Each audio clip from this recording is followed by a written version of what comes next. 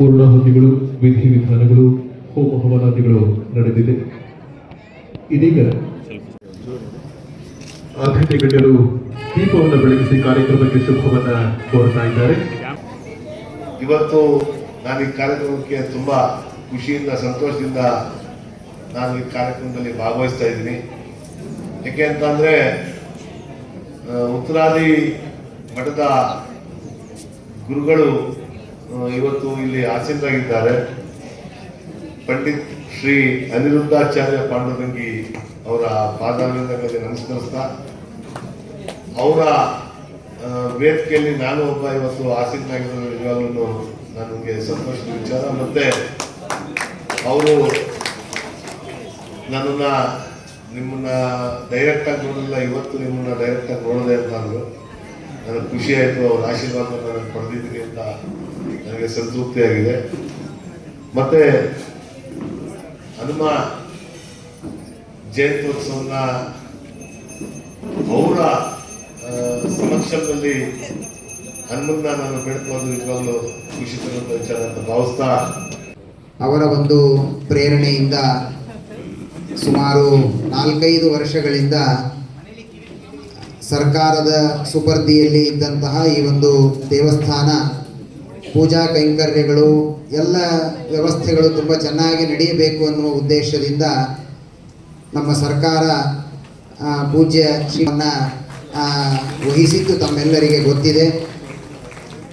ಸರ್ಕಾರ ವಹಿಸಿದೆ ಅನ್ನುವುದಕ್ಕಿಂತ ಆಂಜನೇಯನೇ ಒಲಿದು ಸ್ವಾಮಿಗಳಿಂದ ಪೂಜೆಯನ್ನು ಸ್ವೀಕಾರ ಮಾಡುವುದಕ್ಕಾಗಿ ಅವರಿಗೆ ಒಲಿದು ಬಂದಿದ್ದಾನೆ ಅಂತ ನಾವೆಲ್ಲರೂ ಕೂಡ ತಿಳಿದುಕೊಳ್ಳಬಹುದು.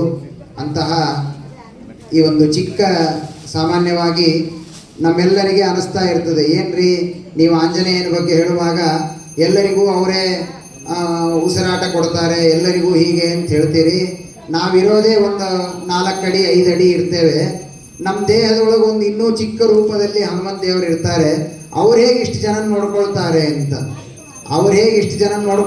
ಅಂತ ಅನ್ನೋದಕ್ಕೊಂದು ಉದಾಹರಣೆ ಬೇಕಾದರೆ, ಇಷ್ಟು ದೊಡ್ಡ ದೇವಸ್ಥಾನದಲ್ಲಿರುವ ಇಷ್ಟು ಪುಟ್ಟ ಹನುಮಂತ ಇವತ್ತು ನಮ್ಮೆಲ್ಲರನ್ನ ಆಕರ್ಷಣೆ ಮಾಡಿದ್ದಾನೆ. ಇಡೀ ದೇಶದ ಜನ ಎಲ್ಲ ನಮಸ್ಕಾರ ಮಾಡುವುದಕ್ಕೆ ಈ ಸಣ್ಣ ದೇವಸ್ಥಾನಕ್ಕೆ, ಸಣ್ಣ ಆಂಜನೇಯನ ಮೂರ್ತಿಯನ್ನು ನೋಡುವುದಕ್ಕೆ ಬರ್ತಾರೆ ಅಂದರೆ ದೇವರ ಈ ಒಂದು ಸಣ್ಣ ಪ್ರತಿಮೆಯಲ್ಲಿ ಭಗವಂತ ಅನಂತ ಸನ್ನಿಧಾನವನ್ನ ಮುಖ್ಯ ಪ್ರಾಣ ದೇವರು ಇಲ್ಲಿ ಇಟ್ಟಿದ್ದಾರೆ.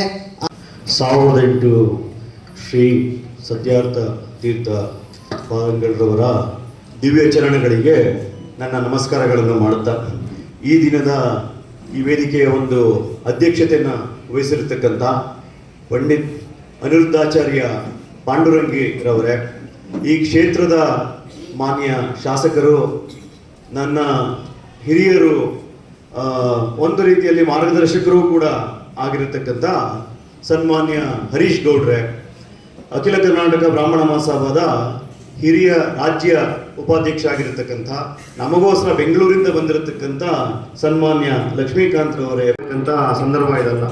ಬಹಳಷ್ಟು ಜನ ನಾವು ಮಠಾಧೀಶರನ್ನ ಮತ್ತು ಮಠದ ವ್ಯವಸ್ಥಾಪಕರುಗಳನ್ನ ನಾನು ನೋಡಿದ್ವಿ.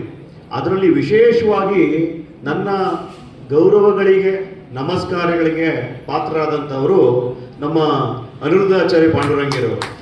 ಇದೇ ಜಾಗದಲ್ಲಿ ಸುಮಾರೊಂದು 4-5 ವರ್ಷಗಳ ಹಿಂದೆ ನಾನು ಅವ್ರನ್ನ ನೋಡಿದಾಗ ನಿಜಕ್ಕೂ ಕೂಡ ಇಷ್ಟು ಸಣ್ಣ ವಯಸ್ಸಿಗೆ ಇಷ್ಟು ವಿಚಾರಗಳನ್ನ, ಇಷ್ಟು ಒಂದು ಪ್ರತಿಭೆ ಒಬ್ಬ ಮನುಷ್ಯನಿಗೆ ಇರ್ಲಿಕ್ಕೆ ಸಾಧ್ಯನ ಅನ್ನತಕ್ಕಂಥದ್ದು ಅವತ್ತು ನೋಡಿ ಬಹಳ ಆಶ್ಚರ್ಯ ಆಯಿತು ನನಗೆ. 4-5 ವರ್ಷದಿಂದ ಅವರು ಈ ಥರ ರೆಗ್ಯುಲರ್ ಮಾತಾಡೋದು ನಿಮಗೆ ಕಾಮನ್ ಅನ್ನಿಸ್ಬೋದು, ಬಟ್ ನಿಜಕ್ಕೂ ಕೂಡ ಅವರ ಬಾಯಲ್ಲಿ ನೀವು ಮಹಾಭಾರತ ಆಗ್ಬೋದು ಅಥವಾ ಬೇರೆ ಬೇರೆ ಧಾರ್ಮಿಕ ವಿಚಾರಗಳು ಅವರು ಕಣ್ಣು ಮುಚ್ಚಿ ಒಂದ್ಸಲಿ ಮಾತಾಡಕ್ಕೆ ಶುರು ಮಾಡಿದ್ರೆ ಅದರ ಅರ್ಥ ನಿಜಕ್ಕೂ ಕೂಡ ಆಕಾಶ ಮುಟ್ಟತಕ್ಕಂಥ ವಿಚಾರಗಳು ಅವರ ಬಾಯಲ್ಲಿ ಎಷ್ಟು ಸಲೀಸಾಗಿ ಬರುತ್ತೆ ಅಂತಂದ್ರೆ ಅವರ ಪಾಂಡಿತ್ಯ ಅಷ್ಟರ ಮಟ್ಟಕ್ಕೆ ಇದೆ. ಹೆಚ್ಚಿನ ಸಮಯ ತಗೊಳ್ಳದೆ ನಮ್ಮ ಹರೀಶ್ ಗೌಡ್ರು ವಿಶೇಷವಾಗಿ ಇವತ್ತು ನಮ್ಮ ಒಂದು ಮನವಿಗೆ ಹೋಗೊಟ್ಟು ಬಂದಿದ್ದಾರೆ. ಅನೇಕ ಕಾರ್ಯಕ್ರಮಗಳಿದ್ರೂ ಕೂಡ ಅವ್ರು ಹೇಳಿದಂಗೆ ಬೆಂಗಳೂರಿಗೆ ಅವರು ತೆರಳಬೇಕಾದಂಥ ಸಂದರ್ಭ ಇದ್ರೂ ಕೂಡ ನಮ್ಮ ಒಂದು ಸಮುದಾಯದ ಈ ಭಗವಂತನ ಒಂದು ಅವ್ರದೇ ಕ್ಷೇತ್ರದಲ್ಲಿ ನಡೆದಿರ್ತಕ್ಕಂಥ ಒಂದು ಕಾರ್ಯಕ್ರಮಕ್ಕೆ ನಮ್ಮ ಮಧ್ಯೆ ಅವರು ಬಂದು ಕೂತಿರೋದು ನಿಜಕ್ಕೂ ನಮ್ಮ ಒಂದು ಸುದೈವ ಅಂತ ಹೇಳಲಿಕ್ಕೆ ಬಯಸ್ತೀನಿ. ಹರೀಶ್ ಗೌಡ್ರು ತಮಗೆ ಗೊತ್ತಿರಬಹುದು, ಬಹಳಷ್ಟು ಹೋರಾಟ ಮಾಡಿಕೊಂಡು ಅವರೇನು ಅವರ ತಂದೆಯವರಾಗಲಿ ಅವರ ಮನೆಯಲ್ಲಿ ರಾಜಕೀಯದ ಒಂದು ಹಿನ್ನೆಲೆ ನನಗೆ ಅಷ್ಟಾಗಿ ತಿಳಿದು ಬಂದಿಲ್ಲ. ಬಟ್ ಅವರ ಒಂದು ಸ್ವಂತ ಶಕ್ತಿ ಮೇರೆಗೆ ಸುಮ್ಮನೆ ಶಾಸಕರಾಗಿಲ್ಲ, ಅವರ ಒಂದು ಸ್ವಂತ ಶಕ್ತಿ ಮೇರೆಗೆ ಒಂದು ಪಕ್ಷದಲ್ಲಿದ್ದು ಅವರು ನಗರಾಧ್ಯಕ್ಷರಾಗಿದ್ದಾಗಿಂದನೂ ಕೂಡ ನಾನು ನೋಡ್ತಾ ಇದ್ದೆ. ನಾನು ಲಂಡನ್ನಲ್ಲಿ ಮಾಸ್ಟರ್ಸ್ ಡಿಗ್ರಿ ಮಾಡ್ಕೊಂಡು ವಾಪಸ್ ಬಂದ ಮೇಲೆ ನಾನು ಕಲಾಮಂದಿರದ ಕೆಲವು ಕಾರ್ಯಕ್ರಮಗಳಲ್ಲಿ ನಾನು ಗೌಡರು ಒಟ್ಟಿಗೆ ಇದ್ದಾಗ ಅವರಾಗಲೇ ನಗರಾಧ್ಯಕ್ಷರಾಗಿದ್ದಂಥವ್ರು. ಹಾಗಾಗಿ ಅಲ್ಲಿ ಅವ್ರಿಗೆ ಅನ್ಯಾಯ ಆಗಿ ಏನೇನೋ ಒಂದು ಸಂದರ್ಭದಲ್ಲಿ ಕಾಂಗ್ರೆಸ್ ಪಕ್ಷಕ್ಕೆ ಬಂದು ಅವರ ಒಂದು ಸ್ವಂತ ಶಕ್ತಿಯಿಂದ ಅವರು ಎಷ್ಟೋ ಜನ ಕಾರ್ಪೊರೇಟರ್ಗಳನ್ನ ಬರೀ ಅವರ ಹೆಸರು ಮೇಲೆ ಗೆಲ್ಸ್ಕೊಂಡ್ಬಂದ್ರು ಕಾರ್ಪೊರೇಟರ್ಗಳನ್ನ. ಅದನ್ನ ಮನಗೊಂಡು ನಮ್ಮ ಪಕ್ಷದ ಎಲ್ಲ ಹಿರಿಯ ಮುಖಂಡರು ಸೇರಿ ಅವ್ರನ್ನ ಈ ಸಲ ಅವಕಾಶ ಕೊಟ್ಟು ಶಾಸಕರು ಮಾಡಬೇಕು ಅನ್ನತಕ್ಕಂಥ ನಿಟ್ಟಿನಲ್ಲಿ ನೂರಾರು ಜನ ಆಶೀರ್ವಾದ ಮಾಡಿ ಅವರು ಕೈ ಹಿಡಿದಿದ್ರಿಂದ ಅವರ ಒಂದು ಕ್ರಿಯಾಶೀಲತೆ, ಅವರ ಒಂದು ಕಾರ್ಯಕ್ರಮಗಳ ಪರ್ವ ನೋಡಿ ಅವರ ಒಂದು ಆಕ್ಟಿವ್ ಒಂದು ಮೈಂಡ್ ಸೆಟ್, ಮತ್ತೆ ಎಷ್ಟೊತ್ತಿಗೆ ಫೋನ್ ಮಾಡಿದ್ರು ಕೂಡ ಇಮಿಡಿಯೇಟ್ ಆಗಿ ರೆಸ್ಪಾಂಡ್ ಮಾಡ್ತಾರೆ. ವಿಶೇಷವಾಗಿ ನಾನು ಅವರಲ್ಲಿ ಕಂಡಂತ ಗುಣ ಏನು ಅಂತಂದ್ರೆ, ಯಾವುದೇ ಸಮುದಾಯವನ್ನು ಕೂಡ ಅವರು ದ್ವೇಷ ಮಾಡತಕ್ಕಂಥವ್ರು ಅಲ್ಲ. ವಿಶೇಷವಾಗಿ ನಮ್ಮ ವಿಪ್ರ ಸಮುದಾಯದ ಬಗ್ಗೆ ಅವರು ಬಹಳಷ್ಟು ಒಂದು ಗೌರವಗಳನ್ನ ಇಟ್ಕೊಂಡಿರ್ತಕ್ಕಂಥದ್ದು ಅವರ ಒಂದು ಮಾತುಗಳಲ್ಲೇ ಇವತ್ತು ನಾವೆಲ್ಲರೂ ಕೂಡ ಅರ್ಥಕೊಂಡಿದೀವಿ ಅಂತ ನಾನು ಭಾವಿಸ್ತೀನಿ. ನಿಜ, ಕೆಲವು ಸಂದರ್ಭಗಳಲ್ಲಿ ನಮಗೆ ಪಕ್ಷ ಇನ್ನೊಂದು ಮತ್ತೊಂದು ನಾವು ನೋಡ್ತೀವಿ, ಆದ್ರೆ ಒಬ್ಬ MLA ಅಂತ ಅನಿಸ್ಕೊಂಡವರು ನಮಗೆ ಸಲೀಸಾಗಿ ಸಿಕ್ಕಬೇಕು, ನಮಗೆ ಸ್ಪಂದಿಸಬೇಕು ಅನ್ನೋವಾಗ ಲೋಕಲಲ್ಲಿ ನಮಗೆ ವ್ಯಕ್ತಿ ಕೂಡ ಬಹಳ ಮುಖ್ಯ ಆಗ್ತಾರೆ ಅನ್ನತಕ್ಕಂಥದ್ದು ಇವತ್ತು ನಾನು ಹೇಳಲಿಕ್ಕೆ ಬಯಸ್ತೀನಿ.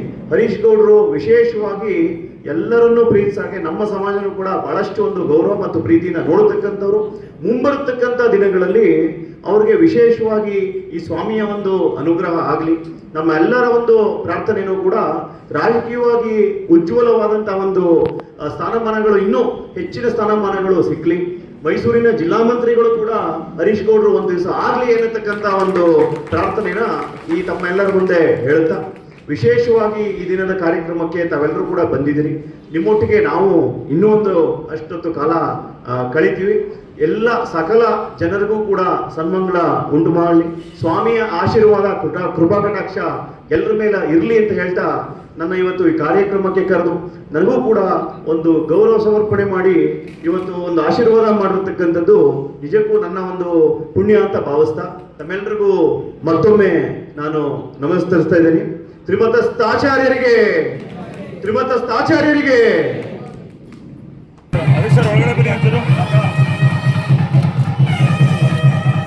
ಪ್ರೀತಿಪೂರ್ವಕ ಚಪ್ಪಾಳಿಯೊಂದಿಗೆ ನಾವು ಗೌರವ ಸಮರ್ಪಣೆಯನ್ನ ಮಾಡೋಣ. ಇದೊಂದು ಅಪೂರ್ವವಾದ ಸನ್ನಿವೇಶ ಬಂಧುಗಳೇ.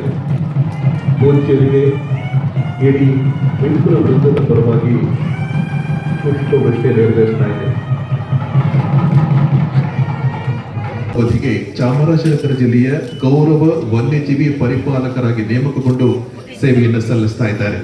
KR ಕ್ಷೇತ್ರದ ವಿಪ್ರ ಮುಖಂಡರು, ಅಖಿಲ ಕರ್ನಾಟಕ ಬ್ರಾಹ್ಮಣ ಮಹಾಸಭಾದ ರಾಜ್ಯ ಉಪಾಧ್ಯಕ್ಷರಾಗಿ ಸೇವೆಯನ್ನು ಸಲ್ಲಿಸುತ್ತಿದ್ದಾರೆ.